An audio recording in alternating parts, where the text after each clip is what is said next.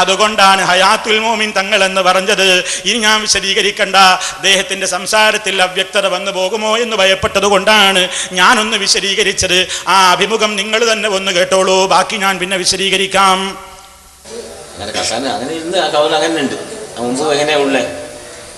അപ്പോ ആദ്യം മറവ് ചെയ്യപ്പെട്ട എങ്ങനെ?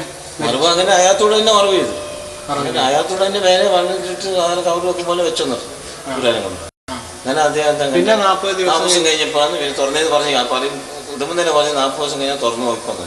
ഞാൻ തുറന്നു നോക്കുമ്പോൾ അദ്ദേഹം അങ്ങനെ ഉണ്ട്, മുമ്പ് ഇരുന്ന പോലെ ഖുർആനും കൊണ്ട് ഇരിക്കുന്ന പോകുന്നുണ്ട്. പിന്നെ പറഞ്ഞ് ഇനി മൂടിയൊക്കെ എനിക്ക് തുറക്കണ്ടാന്ന്. അങ്ങനെയാണ് ഹയാത്തുൽ മോമിന്റെ പേര് വന്നത്. അപ്പോൾ ഹയാത്തായിട്ട് തന്നെ ഈ സംഭവങ്ങളുടെ ചരിത്രത്തിൽ നടക്കുന്ന രാജാവിൻ്റെ ചരിത്രം ഉണ്ടെന്ന് പറയുന്നു. അന്നത്തെ രാജാവിൻ്റെ സമയത്ത് ഈ ചരിത്രം നിലകൊള്ളുന്നുണ്ട്. അന്നത്തെ രാജാവുണ്ടല്ലോ, അന്നേരം ചരിത്രമാണ് ഈ ചരിത്രമുണ്ടെന്ന് പറയും. ഇത്രയേ പറയാനുള്ളൂ, കൂടുതലായിട്ട് പിന്നെ നമുക്കൊന്നും പറയാനില്ല. അതുപോലെ മറവ് ചെയ്തുകൊണ്ട് എങ്ങനെ പറഞ്ഞു ഹയാത്തുൽ മോമിൻ എന്ന് പറയാൻ കാരണം തന്നെ ഹയാത്തായിട്ട് തന്നെ മറവ് ചെയ്തു. മറ്റു സാധാരണ മരിച്ചിട്ട് തന്നെ മറവ് ചെയ്യാം, ഇത് ഹയാത്തായിട്ട് തന്നെ മറവ് ചെയ്തു. അതൊന്ന് ഹയാത്തുൽ മോമിൻ പറയാൻ ഇത്രയേ ഉള്ളൂ ഇതിന് ചുരുക്കം. പിന്നെ വേറെ ചരിത്രം എന്താണെന്ന് നമുക്കൊന്നും അറിയില്ല. നമ്മൾ കേട്ട ചരിത്രം ഇതാണ്, കുരുമുഖന്മാരിൽ പറയുന്ന കേട്ടില്ലേ? കൊലക്കുറ്റത്തിന് അറസ്റ്റ് ചെയ്യണ്ടേ? ജീവനുള്ള ഒരാളെ ഹയാത്തോടെ ഖബറിലിട്ട് മൂട്.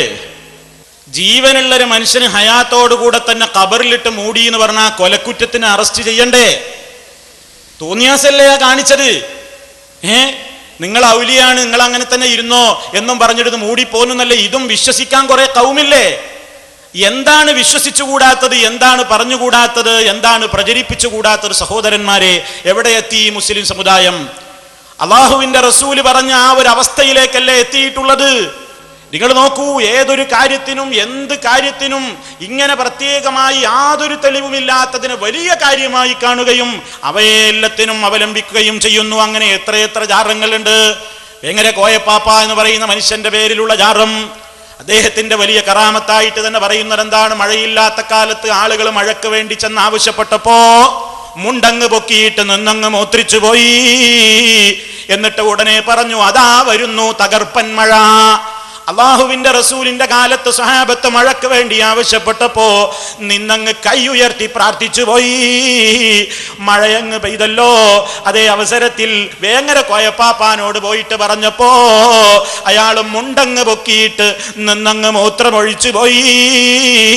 ഇത് ഇവരുടെ ഔദ്യോഗിക പ്രസിദ്ധീകരണത്തിൽ എഴുതിവിട്ട കറാമത്താണെന്ന് ഇവിടെ വെച്ച് വായിച്ചിട്ട് പേരോട് മുസ്ലിയാരും മുണ്ടിയിട്ടില്ല. അതൊക്കെ ഒന്ന് മിണ്ടിയാൽ നന്നായിരുന്നു. ഈ വലിയ കറാമത്ത് എന്താ? അള്ളാഹുവിന്റെ റസൂലിന്റെ കാലത്ത് മഴക്ക് ക്ഷാമം നേരിട്ടപ്പോ നബി സല്ലല്ലാഹു അലൈഹി വസല്ലം ചെയ്ത പണി എന്താ? സഹാബത്തിനെയും കൂട്ടിയിട്ട് നിസ്കാരം നടത്തിയിട്ട് നബി സല്ലല്ലാഹു അലൈഹി വസല്ലം വാനലോകത്തേക്ക് തന്റെ ഇരു കരങ്ങളും ഉയർത്തിയിട്ട് നിന്നങ്ങ് പ്രാർത്ഥിച്ചപ്പോ അള്ളാഹുവിന്റെ റസൂലിന്റെ പ്രാർത്ഥന റബ്ബങ്ങ് കേട്ടിട്ട് മഴയങ്ങ് ശരശരാ എന്ന് മദീനത്ത് പെയ്തു. സംശയമുണ്ടോ? ഇല്ല. അള്ളാഹുവിന്റെ റസൂല് മഴയ്ക്ക് വേണ്ടി ദുആ ചെയ്തു, നിന്നു പ്രാർത്ഥിച്ചു, കൈയങ്ങ് ഉയർത്തിയിട്ട് നിന്നു പ്രാർത്ഥിച്ചു. ഉടനെ മഴ കിട്ടി. ഇബരാവുലിയോ ഇത് സുന്നത്ത് മാസിക, സാക്ഷാൽ കാന്തപുരം വിഭാഗത്തിന്റെ മാസിക. അതിൽ കാണാം വേങ്ങര കോയപ്പാപ്പയുടെ കറാമത്ത്. വേങ്ങര കോയപ്പാപ്പയുടെ കറാമത്ത് എന്താ കേട്ടോളിൻ, പെട്ടെന്ന് വായിക്കാം. കടുത്ത വരൾച്ച, എവിടെയും വെള്ളത്തിന് ക്ഷാമം. വേങ്ങര നിവാസികളായ ഏതാനും ആളുകൾ തങ്ങളെ സമീപത്തെത്തി കാര്യം ധരിപ്പിച്ചു, തങ്ങളെ മഴല്ല. വേങ്ങരക്കാരി എന്നിട്ട് കോയപ്പാപ്പാന്റെ അടുത്ത് പോയിട്ട് പറഞ്ഞു, തങ്ങളെ മഴല്ല. ഉടനെ തന്നെ മൂപ്പരെന്ത് ചെയ്തു? ഓ മഴയില്ല അല്ലേ എന്ന് പറഞ്ഞ് മൂപ്പര് ഉടുതുണി പൊക്കി അങ്ങ് മൂത്രിച്ചു. മഴയില്ലാത്തിനെ അള്ളാഹുവിന്റെ റസൂല് നിന്നാണ് പ്രാർത്ഥിക്കല, ഇയാളോ തുണിയാണ് പൊക്കിയിട്ടാണ് മൂത്രിച്ച്. എന്നിട്ട് പറഞ്ഞു, ഇനി നിങ്ങൾ പോയിക്കൊള്ളൂ, മഴ ഉടൻ ഉണ്ടാകും. ആശ്ചര്യം, അതാ വരുന്നു തകർപ്പൻ മഴ. മൂപ്പരാണ് മൂത്രയിച്ചോടുകൂടി തകർപ്പൻ മഴ വരുന്നു. ഇനി അതല്ലപ്പോ ഇതിലെ രസം. ഒരിക്കലൊന്നുമല്ല, ഒരു കറാമത്തായിട്ട് അടുത്ത വരി കേട്ടോളിൻ. വലിയ കാര്യമായിട്ട് പറയണം. മുണ്ട് പൊക്കി നിന്ന് മൂത്രമൊഴിച്ച സംഭവം മറ്റു പലപ്പോഴും ഉണ്ടായിട്ടുണ്ട്. ഒരിക്കലൊന്നുമല്ല, പലപ്പോഴും ഉണ്ടായിട്ടുണ്ട് മഹാനവറുകൾക്ക്. മൂപ്പര് മുണ്ട് പൊക്കി അങ്ങ് ചേതൊഴിക്കും. അപ്പൊ വരും തകർപ്പൻ മഴ വരും. നിങ്ങളെ മാസികയിലുള്ളതല്ലേ? ഇനി സഹോദരന്മാരെ നിങ്ങൾ നോക്കൂ, ഇവിടെ വെച്ച് തന്നെ നമ്മൾ അന്ന് പറഞ്ഞതാണ് മൊനമ്പത്ത് ബീവിയുടെ ജാറത്തെ സംബന്ധിച്ച്. മൊനമ്പത്ത് ബീവിയുടെ കുതിരത്തുകളാണ്. മൊനമ്പത്ത് എന്ന് പറഞ്ഞാൽ ഒരു ശവ അടിഞ്ഞതാണ്. മൊനമ്പത്ത് ജാറത്തിൽ ഒരു പെണ്ണിന്റെ ശവം, നഗ്നമായ ഒരു പെണ്ണിന്റെ ജടങ്ങനെ വന്നു. അതെടുത്തിട്ട് മൂക്ക് പൊത്തിയിട്ടല്ലാതെ അടുക്കാൻ പറ്റാതായപ്പോ ഏതോ കളുടിയന്മാരെ ഏൽപ്പിച്ച് അതിട്ട് കുഴിച്ചിട്ട് അങ്ങനെ അവിടെ അങ്ങനെ ഒരു ജാറൊക്കെ ഉണ്ടാക്കിയിട്ട് മാല ഉണ്ടാക്കി. ആരാ ഉണ്ടാക്കിയത്? പേരോട് പറയണം. ആരാ ഉണ്ടാക്കിയത്? മുഹമ്മദ് മറ്റത്ത്. നിങ്ങളെ മൗലവിയാ? ഞങ്ങളെ മൗലവിയല്ല, നിങ്ങളെ മൗലിയരാ. മുഹമ്മദ് മറ്റത്ത് ഞങ്ങളെ ആളല്ല എന്ന് പറയുന്നത്, അല്ലെങ്കിൽ മാനസിക രോഗിയാ നിങ്ങൾ പറയണം. നിങ്ങൾക്കിപ്പോ എല്ലാവരും മാനസിക രോഗിയല്ലേ? എല്ലാവരും നിങ്ങൾക്ക് പറ്റാത്ത ആളല്ലേ? എന്നാ കുതിരത്ത് മാല കേട്ടോ. ഇത് പൊന്നാനി, ഇത് പുതുപൊന്നാനി മുനമ്പത്ത് മറപ്പെട്ട ബീവി അവറുകളുടെ കറാമത്തുകളിൽ നിന്ന് അല്പമാത്രം എടുത്തുകൊണ്ട് മറ്റത്ത് മുഹമ്മദ് എന്നവറുകൾ ഉണ്ടാക്കപ്പെടുകയും കുതിരത്തുമാല എന്ന പേര് വെക്കപ്പെടുകയും ചെയ്ത നേർച്ചപ്പാട്ടാകുന്നു.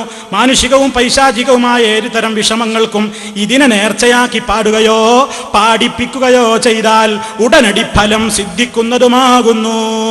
കേട്ടോളി. സ്ഥാനം മുനമ്പത്തി മറവേട്ട ബീവിയാൾ ശറഫുറ്റ ചരിതങ്ങൾ പാടി അറിയുവീൻ. സാധിയം നൽകറാമത്തുകൾ കാട്ടിയേ സിദ്ധിയടങ്ങിയേ സ്ഥാനം അറിയുവീൻ. നീ കേട്ടോ കറാമത്ത്. മുപ്പത്തിയേറെ കറാമത്ത് എന്താ? ബഹറിന്നൊഴുകി വന്നെത്തിയ ബീവിയാൾ മഹദീസിമീനെ അറിയൂലാരാലും, ബീവി ബാലദീനെ അറിയൂലാരാലും, പിരിയപ്പെട്ടോരെ മയ്യത്ത് കണ്ടോരും. മൂപ്പത്തിയുടെ പേരറിഞ്ഞൂടാ, ഊരെങ്കേ ചോദിച്ചാ കിട്ടൂല. ആരും ഊരും പേരൊന്നും അറിയില്ല. ഇനി എന്താ കറാമത്ത് കേട്ടോ. അവിടെ ഉണ്ടായ കറാമത്ത്. 21 നാള് ബീവിയാൾ മയ്യത്ത് ഇരപകലില്ലാതെ കിടന്നു മുനമ്പത്ത്. ഉരുകുന്ന ചൂടിലും മരവിക്കും തണുപ്പിലും ഒരുപോലെ മയ്യം കീടന്നു താരത്തിലും. ഇത്രയും നാളുകൾ ബീവിക്ക് കാവലായി മത്തിര കൽബും കൂറുക്കനും നിപ്പിലായി. തത്തിയിടും പക്ഷികൾ ചിറകിട്ടു നിലയായി, തത്തീരം പാമ്പുകൾ കൊത്താതെ എഴുപ്പായി. ഇതിങ്ങനെ പാടിയിട്ട് പറയുന്നത് കണ്ടോ. 21 ജഡം അവിടെ കടഞ്ഞു, വെയിലത്തും മഞ്ഞത്തൊന്നും പോകാതെ. അങ്ങനെ വലിയ കറാമത്ത് മരുമോന് നൽകിയ കൈവീശ സിറുകൾ മറക്കാതെ അമ്മായി ഓതി കാബറുങ്ങൾ. മറഞ്ഞുള്ള കാര്യം വെളിവാക്കിയപ്പോലെ മാനവരെല്ലാം അറിഞ്ഞു ഒരുപോലെ. ഇങ്ങനെ ഒരുപാട് കറാമത്തുകൾ പറയുന്ന കുതിരത്ത് മാല. ഏതോ ഒരു ശവം വന്ന മാലയാണിത്. ഇനി ഇത് ഞങ്ങൾ ഉണ്ടാക്കിയതാണ് പറയേണ്ട. നിങ്ങളുടെ പൂങ്കാവനം മാസികയിലും ഇതിന്റെ മതമുണ്ട്. പൂങ്കാവനം 2004 ഏപ്രിലൊക്കെ നോക്കിക്കോ. അതിൽ കാണാം, ഒരു ലേഖനം കാണാം. മുനമ്പത്ത് ബീവിയെ ഓർക്കുമ്പോൾ, മുനമ്പത്ത് ബീവിയെ ഓർക്കുമ്പോ എന്തായാലും പറയുന്നതറിയോ? 1980 കാലഘട്ടം. കായലും കടലും ഉമ്മ വെച്ച് കിടക്കുന്ന പുതുവന്നാനി മുനമ്പിന്റെ തീരത്ത് എവിടെ നിന്നോ ഒഴുകിയെത്തിയ ഒരു അജ്ഞാത സ്ത്രീജടം പ്രത്യക്ഷപ്പെട്ടു. നഗ്നമായിരുന്ന ആ മൃതദേഹം തീരപ്രദേശത്തെ പഞ്ചാര മണൽ മറയ്ക്കുകയായിരുന്നു അത്രേ. 21 ദിവസം വരെ ആ മൃതശരീരം കടൽക്കരയിൽ അജ്ഞാതമായി കിടന്നിട്ടും മറവ് ചെയ്യാൻ ആരും മുന്നോട്ട് വന്നില്ല. ഇതേ തുടർന്ന് വയനാട്ടുകാരായ വൃദ്ധ ദമ്പതികൾ മുക്കുവരുടെ സഹായത്തോടുകൂടി മെഹദറ മസ്ജിദിന്റെ സമീപത്തായി ഖബറടക്കുകയാണുണ്ടായത്. ഇതോടെ നാട്ടിൽ അപ്രതീക്ഷിതമായ ചില മാറ്റങ്ങൾ പ്രകടമായി തുടങ്ങി. മാറാ രോഗികളിൽ ശമനം, ദരിദ്രമായിരുന്ന മുക്കുവ കൂരകളിൽ സുഭിക്ഷത, നടുക്കടലിൽ കത്തിയെരിയുന്ന വെയിലേറ്റ് വാടിത്തളർന്ന കടലോരവാസിയുടെ മുഖങ്ങളിൽ അഭൂതപൂർവമായ ഉണർവ്. അതിങ്ങനെ പറഞ്ഞിട്ട് അവസാനം പറയണത്, ആശയറ്റവർക്ക് ആശാ കേന്ദ്രമായി, ആലംബഹീനർക്ക് അവലംബമായി. ഏത്? പുതുവന്നാനിയിലെ ഈ ചീഞ്ഞളിഞ്ഞ ശവം. ഇത് കാന്തപുരത്തിന്റെ മുഖാവനല്ലേ? പേരോടെ അല്ലേ? ഇനി തീർന്നില്ല. ഇനിയിപ്പര് ഈ സംഗീതവും മ്യൂസിക്കും കഥാപ്രസംഗവും ഞങ്ങളെ പരിപാടിയല്ല. ഇവർ ഈ ഹറാം പ്രചരിപ്പിക്കാൻ വേണ്ടിയിട്ട് കാണിക്കണത് എന്താണ്? ഒരു കഥാപ്രസംഗം.